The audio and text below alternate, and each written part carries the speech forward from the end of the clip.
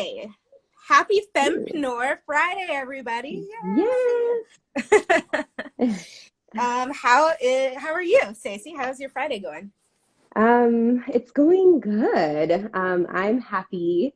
It's my sister's birthday. If you log on, happy birthday, Steph. And Yay! Happy birthday, yeah. Stephanie. Hi, All Krista. right, so Yeah, so it's today going our really good. topic of the art of letting go.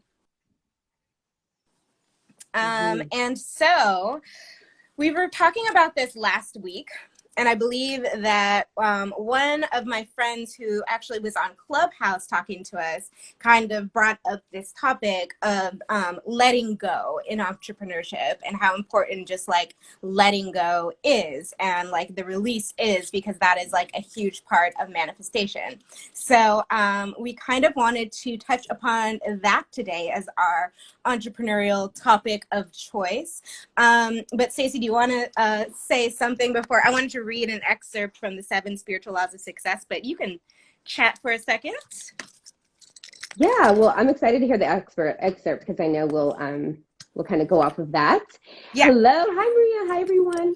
And as far as like the art of letting go, what I just know and feel, and then also what I also have been like transitioning through the last couple of weeks is really just like, yeah, letting go with anything that's not aligned with what I'm, my purpose, what I want to do. And then your highest good, essentially. yeah, being able to have more energy with that, like having more energy alive and available for the things that I want to do. Because, when I was kind of like going at the other things, it was actually just making me more heavy than anything else. Like on top of the thing that you're doing, it's that other thing of like the obligation or knowing that, man, there's this other thing that really fulfills me that I really want to get in on. Yay, Right. yes, clearing out for the new, Sarah says, and so true. Yes.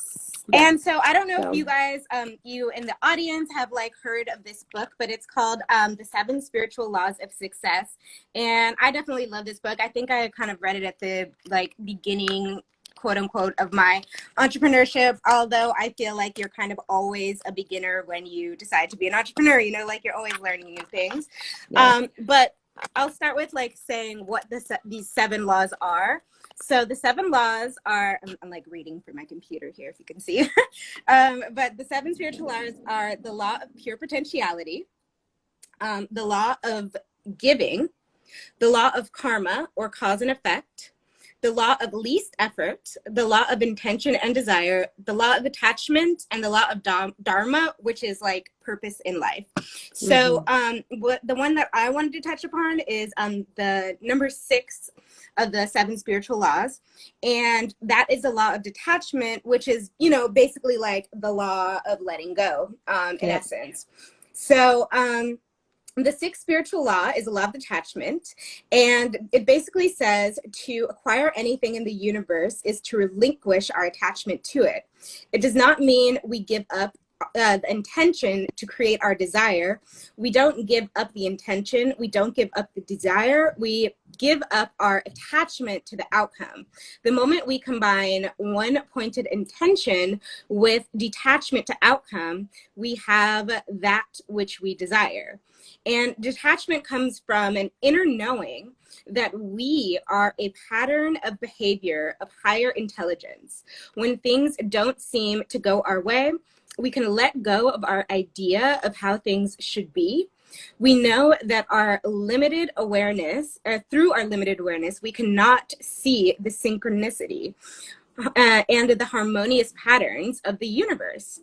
And so I think that like really just speaks to, the process of like, just, kind of building yourself up as an entrepreneur. I think that, like often we get so attached to like, what clients do I want? Or like, how much money do I want? Or how much money am I bringing in? Or am I bringing in enough money? Or am I doing things right? Or, this and that, and so many questions. But like when we kind of like release and like breathe and let go of attachment, results can come to us much faster.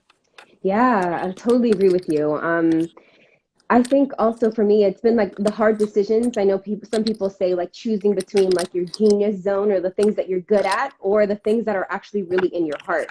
So, the things that I want to do, but you know, because like maybe not necessarily that that's the easy choice, but I know how to do it. You know, I know how to work hard doing this thing, and like I need to do that. And there is a time of, I would say, there is a time of working hard towards something and getting things so that way you can make your dreams happen. I understand that Right. part Yeah, there because is a like, part of that. That's definitely yeah, like a yeah, because crucial I feel like people part for don't sure. say that But often, right? Like the actual part of the hard work of like making those things available, but like don't swip for swap, right? Like don't spend more time doing the thing that you don't want to do and like having leftover energy for the thing that you want to do.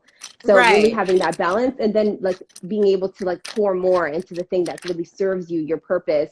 And I think there's always like also sometimes a lot of fear around what it is that you really, really want to do. It's just like, do I know how to do that yet? Like imposter syndrome, all the other things that we've been talking about for the last couple of weeks. And yeah, So I think that like something, I don't remember who exactly said this, like I think it was probably in one of our conversations, like maybe on Clubhouse, like we go to Clubhouse after this and have a deeper conversation. But you know, it's just like when you finally can stand up and like just release things, it's just like boom, usually things start to happen. Like, you know, the yeah. moment like you stop stressing and overthinking, like, you know, what your next step is or how you're gonna get, you know, Oh, what is this? then usually the universe comes through, you know, in a big way. Oh, something's happening to my little thing. I'm I having know, like these I see you stars. have I'm like like, wait a minute, how did I do that? Oh my oh, gosh. I didn't even know you could do this I didn't actually. know either. How interesting. And I'm Well, trying to like hook up okay. my I'm just my screen goes dark for a second, so I have to like touch it to oh like get yeah. back on. Right. But anyway, Um hello everyone that's hopping on. We're actually chatting where every Friday we're talking about Fempreneur Fridays, basically female entrepreneurs or just entrepreneurship in general. We welcome the men that love females. And just like, you know, all about woman empowerment, really finding out just, you know, a lot of people are talking about different things. So we want to talk about all like the dips, like how to get out of them, like how to, you know, how to celebrate your wins so that way more can come into your life, how to manifest all of those things. Um, and if you are just joining us for the first time, me and Brett were college roommates. And that's actually like the beginnings of both of our businesses. Me, Exalt yes. Her and Exalted Women, and Brett, Stuck Designs and her art. So always been around like kind of female empowerment. So that's what we're talking about. We're talking about the law of letting go, or in the spiritual, what was the book called again? The law of detachment. The law of And we're detachment. referencing the book, The Seven Spiritual Laws of Success. Yeah. We can like link that later for you guys if you would like.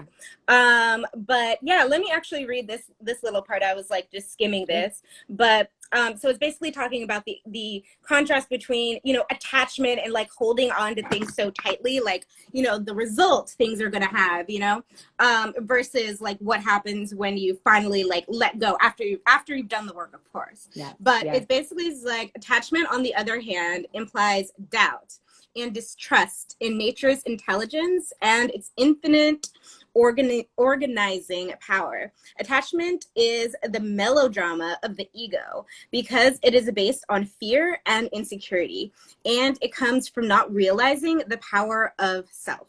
Those who seek security chase it for a lifetime without ever finding it, because security can never come from material wealth alone. People say, when I have $1,000,000, then I'll be financially independent and then I'll be secure. But it never happens. Attachment to money and security only creates insecurity, no matter how much money we have in the bank. And I Yes. think that is True. so like valid, because it's like when you're so concerned about like, you know, the monetary amount that you want and like how you're gonna get it, and you're like obsessing about that, it's like the universe can never really gift it to you because you're not like allowing or presenting that space, you know, for it to come through. And like I've been lately, you know, I've been studying a lot about manifestation, and I've kind of like curved, you know, just like how I think about things and how I say things like in my head, or like, you know, just how I'm, you know, bringing things up, I guess, to the universe. But I just look at things like it's not like when I get $1,000,000 or whatever, like then I'll be secure. It's like I want to feel secure now, you know, like you have to kind of like believe and act as if you already have it already, like, you know, because you are your worth, you know, money, you determine your value and you determine your worth, not like, you know, the financial amount you have. Yeah. And I think But yeah, sometimes we get consumed with like, oh, how do we act as if we already have it when we don't have it? Like it's like, you know, I really don't have it. And then it's focusing on that lack that is drawing it further away from you.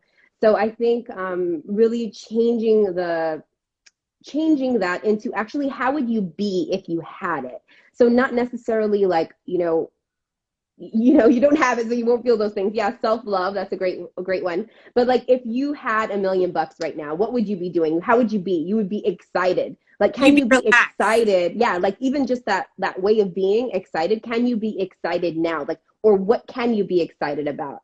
So it's Yeah. not necessarily about like, wearing the $1 million and having that now, just like thinking, what will the $1 million give me? What do I think that it'll give me? What do we think it'll get me? Like, is it Yes.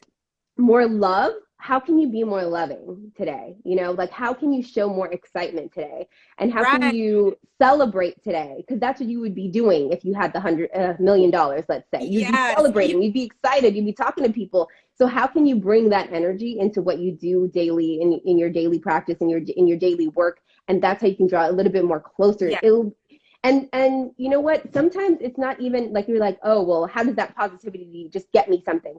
And that's not necessarily what it'll just like instantly bring you, but it frees up your mind and gives you the ability to see other things that arrive that you won't see if you have your head down. If you have your Right. head down and all of these things of just like, this is not working, that's not working, that's not working, it gives you no opportunity to see the things that are actually around you. So that more than anything, that it's really just connecting. That's not necessarily the thing, but all of these things connecting together, all of the dots, that's what's going to create the opportunities, or have you be available for the opportunities that are around you. And it's Does so that help? funny because when you were saying that, I have these like, which I recommend to all of you. I think it's a huge entrepreneurial tip, but I have these like affirmations that pop up on my phone, and I use it through an app, and it allows you to create your own affirmations, but also use theirs. And literally while you were talking, mine popped up, and it's like, if you already had $1 million in the bank, how would you feel right now? Relaxed, relieved, grateful. So Mm, it's like, yeah, like how would I act today if I already had $1 million?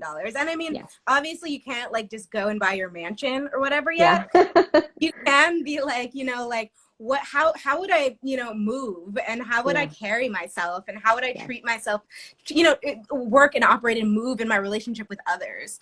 Yes. So yeah, and so basically what Stacey was saying, but I think that like, the human mind is fickle and we often forget, just truths. So you just have to like remind yourself like, no, I already have worth. I already have value. And like, I need to just do the work and then like let it go, because I already know that I am worth it, Yeah. and Yeah. deserving. It's like activating your deserving every time you like repeat these affirmations or like affirm yourself in this way. So yeah, Love it. Okay. it's So, it's yeah.